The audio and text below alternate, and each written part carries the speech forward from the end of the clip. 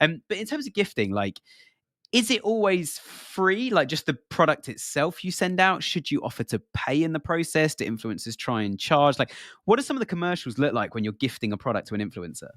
Yeah, if we look at going influencer rates today in terms of if we were just paying for a post, so if we look at the monetary value, right, of what it costs to get someone to post or do a video on the nano influencer range, and nano influencers are going to be the people with roughly up to 10,000 followers. They're going to be up to $100 or so per post. And again, this is if you go out to Instagram and you contact a random nano influencer and you say, hey, I want you to do a post for me, right up to 100.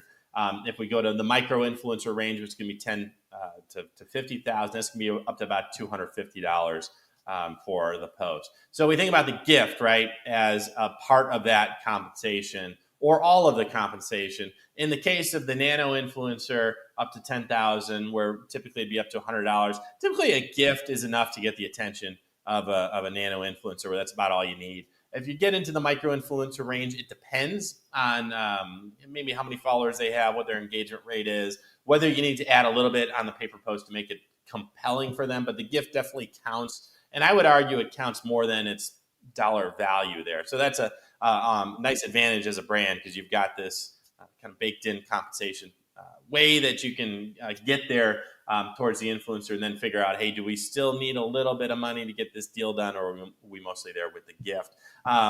It depends also how you're approaching the influencer. If you're going out on Instagram and you're asking people, what they come back with is going to be their list rates, right? They're going to give you what they call their media kit or their creator kit.